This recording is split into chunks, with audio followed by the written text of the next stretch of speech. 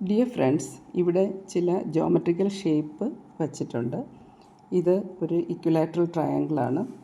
ഇത് ഒരു പെൻറ്റഗണാണ്, regular pentagon. എല്ലാ സൈഡ്സും ഈക്വൽ ആയിരിക്കണം. ഞാൻ ഏകദേശം ചെയ്ത് വെച്ചതാണ്. ദെൻ ഇത് ഒരു റെഗുലർ ഹെക്സഗൺ. അപ്പം ഇതെന്തിനാണെന്ന് ചോദിച്ചാൽ, നിങ്ങൾ കഴിഞ്ഞൊരു വീഡിയോ കണ്ടു കാണും. പോളിഗൺസിനെ കുറിച്ച് നമ്മൾ എക്സ്പ്ലെയിൻ ചെയ്തിരുന്നു. ഇക്കോസാഹെഡ്രൺ, ഡോഡെക്കാഹെഡ്രൺ, അതുപോലെ തന്നെ ഫുള്ളറീൻ. അത് നിങ്ങൾ കാണുക. ഓക്കെ. അപ്പം ഇവിടെ നമ്മൾ ചെയ്തിരിക്കുന്നത് ഈ പോളിഗൺസിൽ ചിലതിന് എല്ലാ ഫേസസും ട്രയാങ്കുലർ ഫേസസ് ആയിരിക്കും. അപ്പോൾ അങ്ങനെയുള്ള എക്സാമ്പിൾസാണ് നിങ്ങൾ റെഗുലർ ടെട്രാഹെഡ്രൺ, അതുപോലെ തന്നെ ഒക്ടാഹെഡ്രൺ, അതുപോലെ തന്നെ trigonal bipyramidal ഷേപ്പുണ്ട്, trigonal bipyramidal shape, പിന്നെ അതുപോലെ തന്നെ ഇക്കോസാഹെഡ്രൺ. ഇത്രയും ഈ ട്രയാങ്കുലർ ഫേസസ് ആണ് അതിൽ വരുന്നത്. എന്നാൽ പെൻറ്റഗണൽ ഫേസ് വരുന്നതിന് ഒരു എക്സാമ്പിളായിട്ട് നമ്മൾ ഡോഡെക്കാഹെഡ്രൺ കണ്ടു. ഡോഡെക്കാഹെഡ്രൺ 20 ഫേസസ് വരുന്നതും 12 ഫേസസ് വരുന്നതുമാണ് കണ്ടത്. പിന്നെ അത് കൂടാതെ നിങ്ങൾ ഫുള്ളറീനിൽ നമ്മുടെ ഫുട്ബോൾ മോഡലിൽ നമുക്ക് വരുന്നത് എങ്ങനെയായിരുന്നു? റെഗുലർ പെൻറ്റഗണും റെഗുലർ ഹെക്സഗണും ജോയിൻ ചെയ്ത് വരുന്ന C60 കാർബൺ 60 കാർബൺ 70 ഫുള്ളറീനെ കുറിച്ചായിരുന്നു നമ്മൾ ഡിസ്കസ് ചെയ്തിരുന്നത്. അപ്പോൾ ഇന്ന് ഈ വീഡിയോയിൽ നമ്മൾ ഈ ട്രയാങ്കുലർ ഫേസസ് വരുന്ന, പ്രത്യേകിച്ച് കോർഡിനേഷൻ കോംപ്ലക്സിലൊക്കെ അല്ലെങ്കിൽ മൊത്തത്തിൽ ഇനോർഗാനിക് ഓർഗാനിക് കോമ്പൗണ്ട്സിലൊക്കെ വരുന്ന റെഗുലർ ജോമെട്രി ആണ് എക്സ്പ്ലെയിൻ ചെയ്യുന്നത്. അതിന് വേണ്ടിയിട്ട് നമ്മൾ ഒരു പേപ്പർ മോഡൽ നമ്മൾ ചെയ്ത് നോക്കാം. ഓക്കെ. അതിനായിട്ട് ഞാനൊരു സ്ട്രിപ്പാണ് എടുത്തിരിക്കുന്നത്. ഈ സ്ട്രിപ്പ് നിങ്ങൾക്കത് മെഷർമെൻ്റ് എടുത്ത് വേണമെങ്കിൽ ചെയ്യാം. അതായത് ഈ 3 സൈഡ്സും ഈക്വലായിട്ട് വരുന്ന രീതിയിൽ ഞാനതിനെ ഫോൾഡ് ചെയ്തിരിക്കുകയാണ്. ഓക്കെ. ഇങ്ങനെ നമ്മൾ ഫോൾഡ് ചെയ്ത്, കുറച്ചുകൂടെ ഹാർഡ് പേപ്പറാണെങ്കിൽ നന്നായിട്ട് ചെയ്യാൻ പറ്റും. അപ്പോൾ ഈ രീതിയിൽ നമ്മളിതിനെ ഫോൾഡ് ചെയ്ത് വയ്ക്കുക. റെഗുലർ ടെട്രാഹെഡ്രൺ എങ്ങനെയാണ് ചെയ്യുന്നത് നോക്കാം. റെഗുലർ ടെട്രാഹെഡ്രൺ, അതിനായിട്ട് ടെട്രാഹെഡ്രൻ്റെ ഷേപ്പ് എടുക്കാൻ വേണ്ടി നമുക്ക് നോക്കാം. റെഗുലർ ടെട്രാഹെഡ്രന്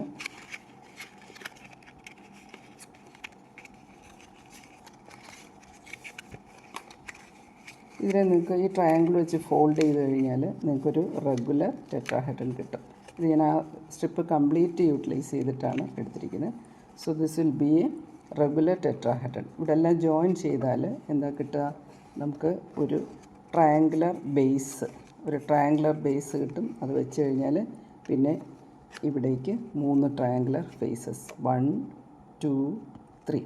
അപ്പോൾ ഇങ്ങനെ മൊത്തം 4. So base triangle, then 1 2 3. Okay. അങ്ങനെ 4 ട്രയാങ്കുലർ ഫേസസ് ജോയിൻ ചെയ്തിട്ടുള്ള ഒരു റെഗുലർ ടെട്രാഹെഡ്രൻ്റെ ഷേപ്പ് കിട്ടി.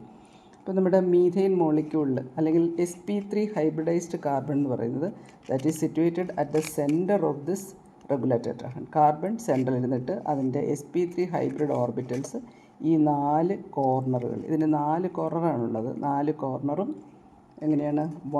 ഈ ബേസിൽ 1 2 3, പിന്നെ അപ്പെക്സിൽ ഒരെണ്ണം. അങ്ങനെ 4 കോർണറും 4 ഫേസസുമുള്ള റെഗുലർ ടെട്രാഹെഡ്രൻ്റെ ഇന്നറിലാണ് കാർബൺ ആറ്റം ഇരിക്കുന്നത്. എന്നിട്ട് കാർബൺ ആറ്റത്തിൻ്റെ sp3 ഹൈബ്രിഡ് ഓർബിറ്റൽസ് ഈ കോർണറിലേക്ക് പോയിൻ്റ് ചെയ്യും. അങ്ങനെയാണ് നമുക്ക് sp3 ഹൈബ്രിഡൈസ്ഡ് കാർബൺ കിട്ടുന്നത്. അതിൽ നിന്ന് റിസൾട്ട് ചെയ്യുന്ന CH4 CCl4 മോളിക്യൂളൊക്കെ ഈ ഷേപ്പായിരിക്കും ഉള്ളത്. ഇനി നമുക്ക് ഒരു ട്രൈഗണൽ ബൈപിരമിഡ് എങ്ങനെ കൺസ്ട്രക്റ്റ് ചെയ്ത് നോക്കാം. ട്രൈഗണൽ ബൈപിരമിഡിനായിട്ട് നമ്മൾ വേറൊരു രീതിയിൽ ഒന്ന് ഫോൾഡ് ചെയ്താൽ മതി.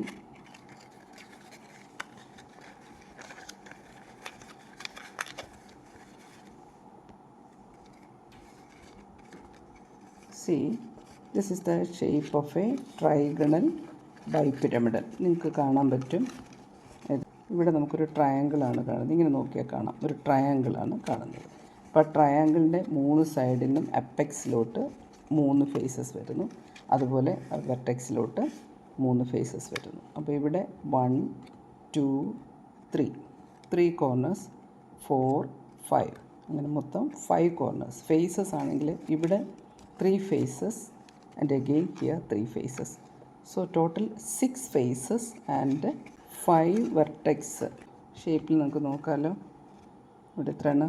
ഇവിടെ 2 അപ്പെക്സ്, 2 വെർട്ടെക്സ്, 6 ഫേസസും 5 വെർട്ടെക്സുമുള്ള ട്രയാങ്കുലർ ബൈപിരമിഡൽ സ്ട്രക്ചറാണ് ഇത്.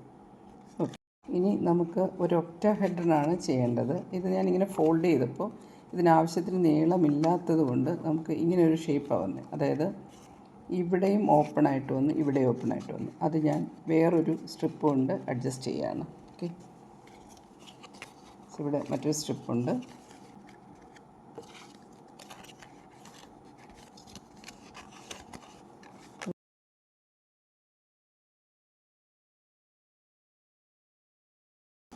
ചെയ്തെടുക്കാൻ പറ്റും. ഓക്കെ, ഇനി നമുക്ക് ഏതാണ്ട് ഷേപ്പ് കിട്ടിക്കഴിഞ്ഞു. ഇപ്പം നിങ്ങൾക്ക് നോക്കാം, ഇവിടെ ഇതെന്ന് പറയുന്നത് ഒരു സ്ക്വയറാണ്. ഒരു സ്ക്വയറിനെ ബേസ് ചെയ്തിട്ടാണ് ഇത്. ഇവിടെ you can see a square here. ആ സ്ക്വയറിൻ്റെ 4 സൈഡിൽ നിന്നും ഈ എപ്പെക്സിലോട്ട് 4 ഫേസസ് വന്നേക്കാണ്. അതേ സ്ക്വയറിൻ്റെ ലോവർ വെർട്ടെക്സിലേക്ക് വീണ്ടും 4 ഫേസസ് വന്നേക്കാണ്. അപ്പം ഒരു സ്ക്വയറുണ്ട്. ആ സ്ക്വയറിൻ്റെ 4 കോർണേഴ്സ് ഇവിടെ, പിന്നെ ഇവിടെ മുകളിലും താഴെയും ഒരു കോർണേഴ്സ്. അങ്ങനെ 6 വെർട്ടെക്സാണ്.